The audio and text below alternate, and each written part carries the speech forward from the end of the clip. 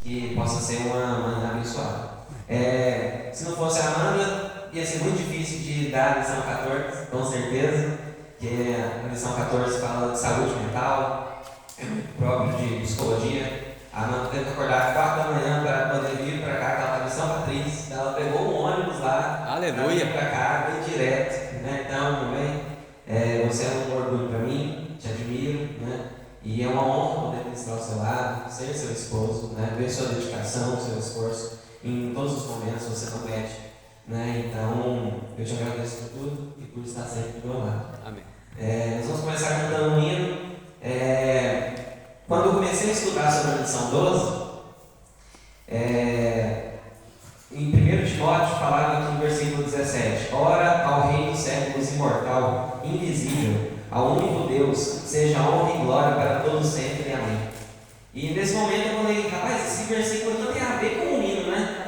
E eu nunca tinha me atentado que aqui em 1 Timóteo, Paulo falando, ele construiu ali um hino que é de tanto tempo, né? Quando nós paramos para pensar nesse hino que a Amanda vai cantar hoje, eu fico analisando que passa épocas, passa momentos, pode passar os ritmos das melodias, pode mudar como hino da harpa, corinhos, e agora dizem que tem o worship, que é o estilo novo, né? Mas essa música, ela nunca fica para trás. Todos os momentos que a gente visita uma igreja, alguém está cantando, e aí eu fui ver por que ela continua até hoje sendo cantada, né? Porque ela foi extraída de uma palavra maravilhosa, que é em 1 Timóteo 17: Ora, ao Rei dos séculos, imortal e invisível, ao único Deus, seja a honra e a glória para todos sempre. Amém. Aleluia, paz do Senhor. Paz do Senhor. Gostaria de também deixar aqui meu agradecimento a essa oportunidade. Dessa vez um pouco mais diferente para mim ainda, porque agora eu falo também como psicóloga, então é uma responsabilidade grande falar sobre esse assunto. E agradeço ao Elber e ao Igor por confiar em mim, né, nesse meu processo. E agradeço a Deus por estar aqui e por poder aprender, porque para nós é sempre um aprendizado. Né? E eu também te agradeço por me estimular a continuar, por me estimular a querer aprender mais a palavra de Deus e por me valorizar. Né? E eu sei que você também conseguiria falar sobre esse assunto, que Deus iria te usar também. Vamos adorar o Senhor com esse louvor? Possamos entregar o nosso melhor louvor, a nossa melhor adoração nesta manhã.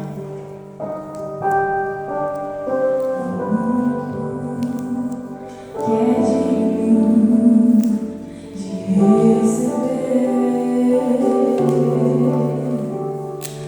a honra e a glória, a força e o poder.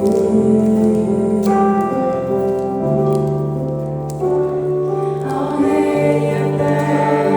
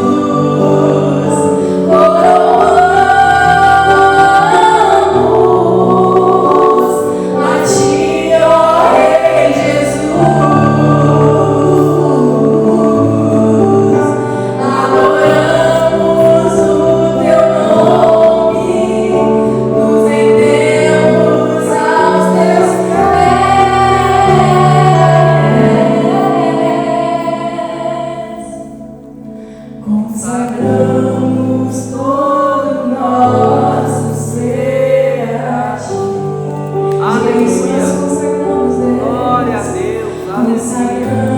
Consagramos todo nosso ser a Ti. Consagramos todo nosso ser a Ti.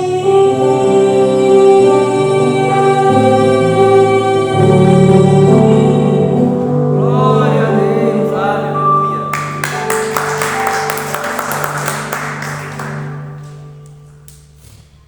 Amém.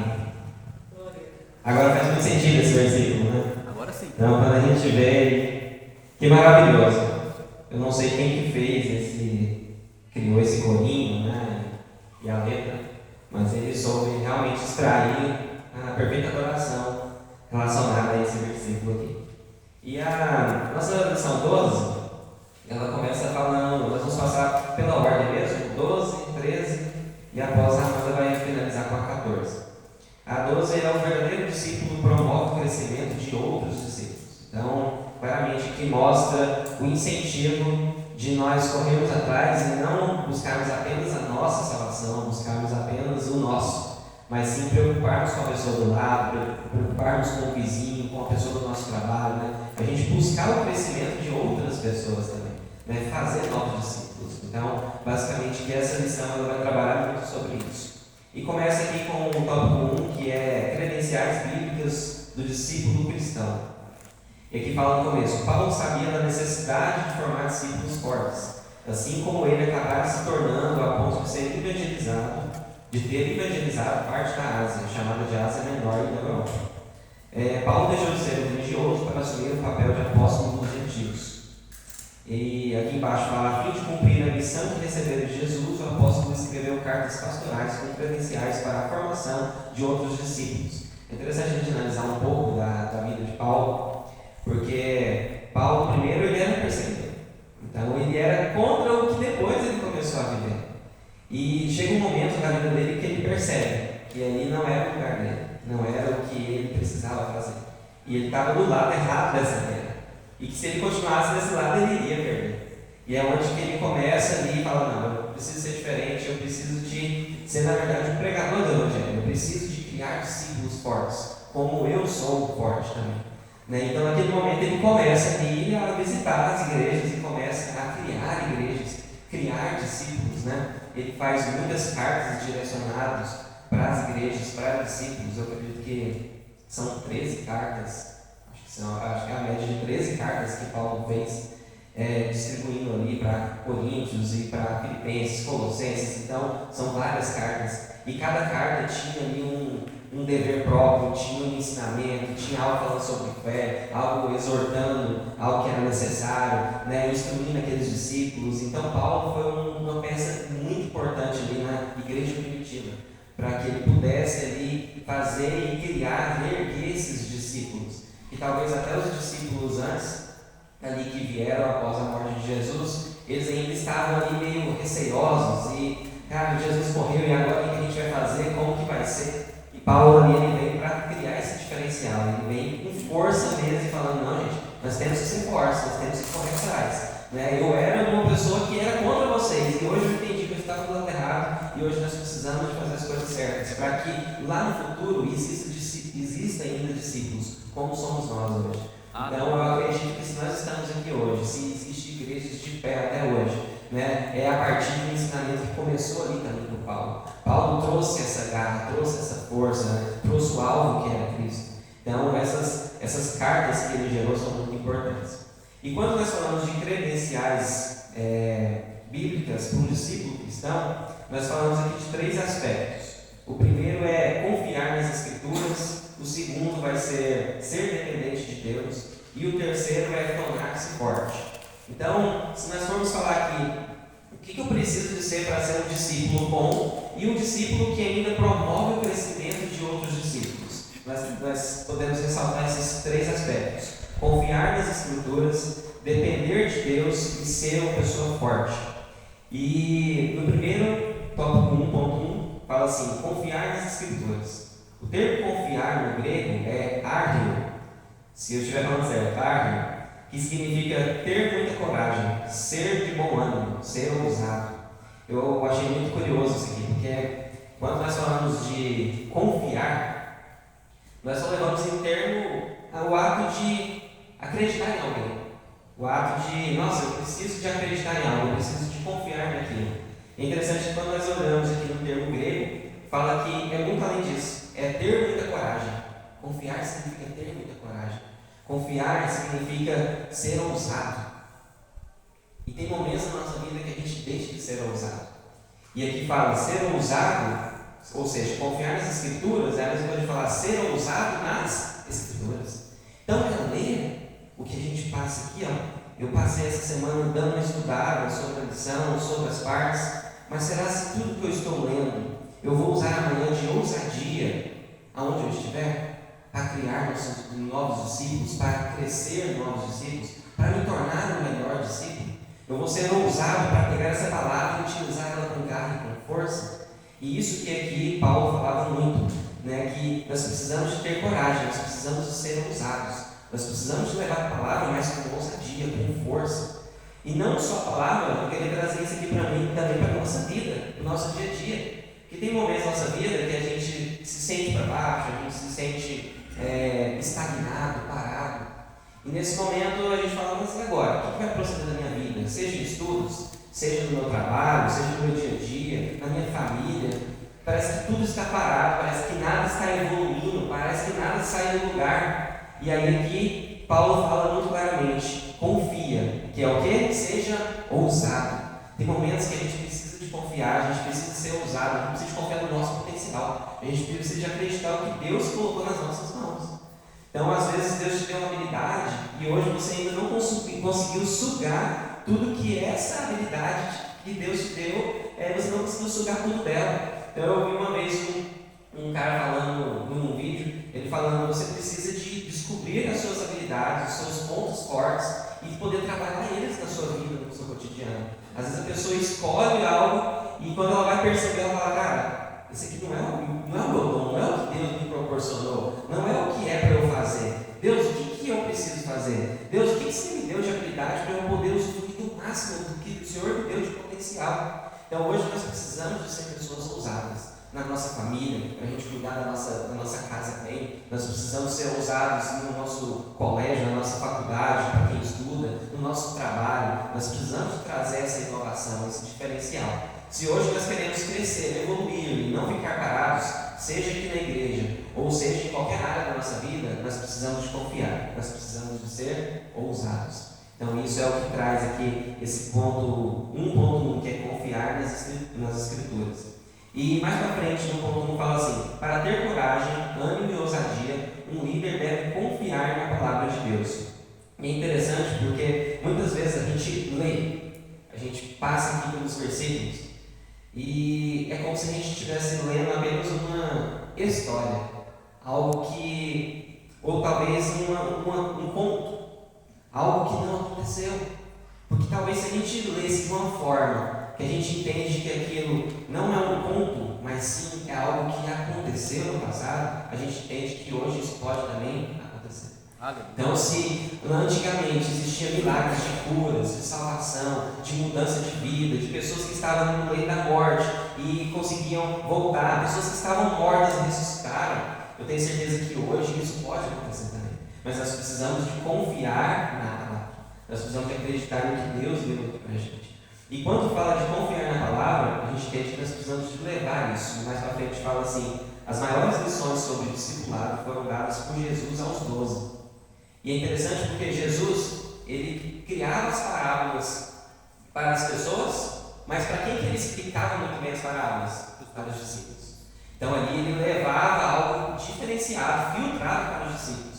Por quê? Porque ele entendia que daqueles discípulos que formariam o restante. Né? Pedro, logo quando Jesus morre, quantas pessoas que são salvas a partir de uma pregação dele? Né? São milhares de pessoas. Então a gente começa a entender que começou aqui com Jesus. Jesus ensina 12. Os 12 começaram a ensinar 3, 5, 10, 15, 20, 3 mil. E ali começaram a crescer. E ali se tornou o cristianismo, a igreja primitiva, e tudo ali se formou. Então a gente entende que nós temos um papel muito importante como igreja, que não é só estar aqui, louvar a Deus, buscar, aprender, como nós estamos aqui hoje, mas nós precisamos de levar essa palavra para frente. Nós precisamos de transmitir para uma pessoa que às vezes ela não tem esse conhecimento. É curioso quanto que, quando eu estou no trabalho em algum local, as pessoas têm curiosidade sobre a palavra de Deus, mas às vezes não tem força para vir para cá. E quantas pessoas não sabem nada?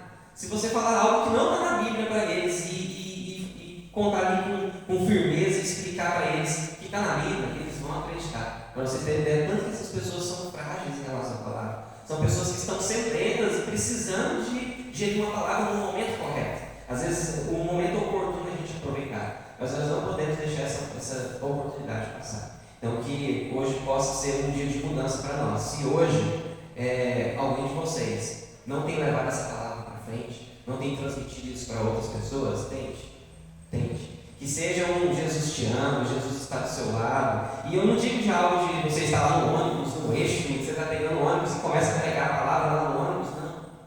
Pode ser estratégico, você pode usar as estratégias no momento certo, no momento oportuno, no momento que a pessoa às vezes pergunta algo para você, mas nós precisamos de usar isso como uma ferramenta para nós. Como Jesus ali ensinou 12, dos 12 isso se multiplicou, eu tenho certeza que se cada um de nós levar essa palavra para outras pessoas, essas pessoas vão se multiplicar também, e quando a gente for perceber, a igreja estará cheia, muitas pessoas serão salvas, e é isso que a gente precisa de fazer.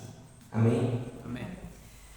Seguindo agora 1.2, depende de Deus, ou seja, um verdadeiro discípulo, ele é um discípulo que confia nas Escrituras. Segundo, ele depende de Deus. O verbo depender tem origem do latim dependere, que significa estar preso ou estar pendurado. Um discípulo bem-sucedido deve estar preso a Deus, no sentido de não poder exercer seu chamado sozinho. Achei isso muito curioso, porque quando a gente fala de dependência, de depender, aqui no dependere, né, que é no latim, traz o significado de estar preso, estar pendurado. Vocês já pararam para imaginar o que é estar preso com uma pessoa? Imagina uma pessoa amarrada aqui do seu lado e ela não sai por nada e você precisa de se adaptar com essa pessoa e você precisa de viver com ela, entender os costumes. E é incrível que isso, até a Amanda estudou isso na psicologia, que é o comportamento. Se você pega uma pessoa que fala muitas gírias e você começa a conviver muito tempo com essa pessoa, daqui 3 meses, daqui 6 meses, daqui 1 ano, o que vai acontecer? Sem perceber, você está falando algumas gírias. Sem perceber, você está falando ali palavras parecidas. Porque isso é comportamento. Quando a pessoa se casa, o pessoal diz que o esposo e a esposa começam a ficar cada vez mais parecidos. Por quê? Porque convivem muito tempo juntos. Então, o nosso comportamento diz que, aonde nós estamos inseridos, diz o que nós podemos ser, o que nós podemos tornar. E é interessante que aqui fala depender de Deus, ou seja, estar preso. Mas estar preso em quem? Depender de quem? De Deus. Imagina você pegar os costumes que Deus tem. Imagina você começar a falar como Deus fala. Imagina você começar a orar como Deus vê uma oração. Imagina você ter a intimidade, o poder que Deus proporciona para a gente para poder curar pessoas, para poder levar a palavra como Deus tem. E é isso que Deus convoca aqui. É isso que Paulo está falando. Que nós temos que ser dependentes de Deus, estarmos presos, ligados. Eu estava vendo um pouco sobre irmãos gêmeos siameses. Eu acredito que muitos já viram aqueles irmãos que nascem literalmente colados. Literalmente colados. E eu fui ver algumas matérias sobre isso. E de fato tem alguns irmãos siameses, que são esses colados e não conseguem literalmente sair. Muitos não podiam fazer cirurgia de separação, porque às vezes tinha uma veia muito importante, ou tinha uma parte do cérebro ligado um com o outro que poderia gerar algum problema futuro, então eles não poderiam separar. Então eles viveram há 60, 80 anos, que não era nem, geralmente a expectativa de vida dessas pessoas é menor, mas tem algumas histórias de pessoas que viveram 60, 70, 80 anos dessa maneira. E eu via como que funcionava, eles começaram a se adaptar e ia tomar banho, eles arrumaram uma forma de não precisar literalmente tomar banho junto, eles arrumavam uma cortina e essa cortina fechava e tampava um de tomar banho, e aí um ficava tomando banho, às vezes o outro estava lá lendo um livro, assistindo algo, mexendo no computador enquanto o outro tomava banho. Eles puderam casar, eles puderam ter filhos dessa maneira, eles foram arquitetando formas E é dessa maneira com Deus. Porque às vezes quando a gente fala de dependência, a gente pensa assim, nossa, agora eu vou ter que largar o serviço, eu vou ter que abandonar as coisas, eu preciso de estar aqui na igreja todos os dias, eu preciso de estar 24 horas levando o Evangelho. Não. Nós precisamos só de entender que Deus ele é sobre tudo na nossa vida. Nós precisamos entender que Deus é o primeiro, Ele é a primícia. Então, a partir do momento que nós entendemos isso, nós estamos sendo dependentes dele. E com isso, Ele vai nos direcionar para o que é necessário. Ele vai nos direcionar para o que é importante. Isso é depender. Isso é estar preso a Deus. Então, eu queria perguntar, vocês gostariam de estar presos com Deus? Com certeza, né? Então, é isso que nós precisamos de entender. É estar presos com Deus. E seguindo mais um pouco aqui, fala, Paulo não tinha essa consciência, ou seja, essa consciência de ser dependente. No ponto 2. Paulo não tinha essa consciência até cair na estrada de Damasco e precisar depender completamente de Deus. Paulo expõe essa dependência após ficar preso. Essa parte é muito interessante, né? Essa aqui é justamente a passagem onde Paulo deixa de ser aquele homem perseguidor, né, dos cristãos, e ele se torna um discípulo de Cristo. E aqui fala que Paulo não tinha essa consciência até cair na estrada de Damasco. Por quê? Porque Paulo, eu acredito que ele era um cara mais ignorante, né? Era um cara mais incisivo ali nas palavras. Então, se ele não tinha ainda Cristo ali com ele, naquele momento que ele era perseguidor, ele era um cara completamente difícil. Talvez o cara que você ia conversar e ele não te dava bola, e qualquer coisa queria brigar com as pessoas, bater, queria prender. Então ele era esse tipo de pessoa. Ele entendia que ele não dependia de Deus, ele não precisava de Deus para nada.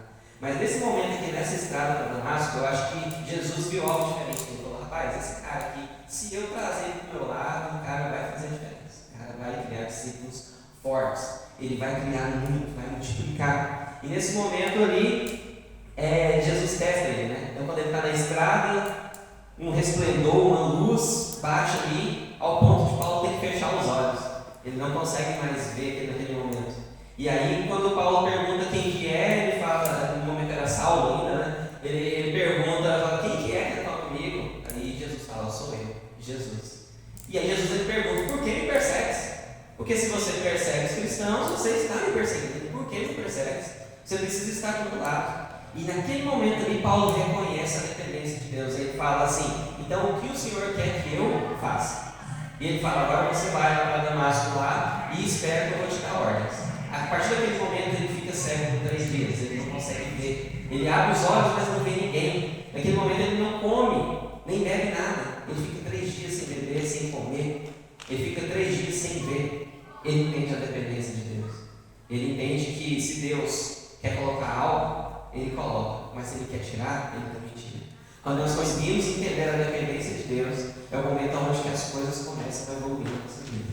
E Paulo, nesse momento, ele entende. E ali ele se torna uma nova criatura. A partir daquele momento ele começa a levar a palavra, ele começa a levar o Evangelho. Então nós precisamos ser dependentes. E é interessante que depois fala, Paulo expõe essa dependência após ficar preso literalmente. Por que ficar preso literalmente? É porque tem um momento aqui, eu não sei se eu vou falar certo o versículo, mas ele fala assim, eu acho que em Efésios 3:1, fala, eu sou prisioneiro de Cristo. Eu acredito que a fala seja essa, eu estou preso com Cristo. Mas acho que é prisioneiro de Cristo. E é interessante isso, porque o prisioneiro de Cristo, isso traz então a questão do quê? Da dependência. Ele entendeu que naquele momento ali ele estava preso com Cristo, ele era um prisioneiro, ou seja, ele dependia 100% do que Deus ordenava, do que Jesus ordenava. Então naquele momento ali mostra o entendimento que ele teve para cumprir o seu chamado. Então que sejamos assim, que sejamos dependentes, que possamos estar presos, ligados, pendurados. Porque só assim a gente vai conseguir progredir na nossa vida e só assim nós vamos poder ser bons discípulos. Seguimos aí já 2, então, confiar nas escrituras e depender de Deus. E o terceiro, tornar-se forte. Tornar-se forte. Nas cartas a Timóteo, Paulo escreve critérios para o discípulo forte, porque ninguém nasce pronto, é formado. Isso eu achei muito interessante, por quê? Quando nós pensamos em uma pessoa forte, por exemplo, se a gente vê um cara está forte mesmo, falo fisicamente, possivelmente o cara está indo para uma academia, está fazendo uma musculação, está se alimentando bem, ele está fazendo para que isso aconteça. Né? Ontem eu estava brincando do meu cunhado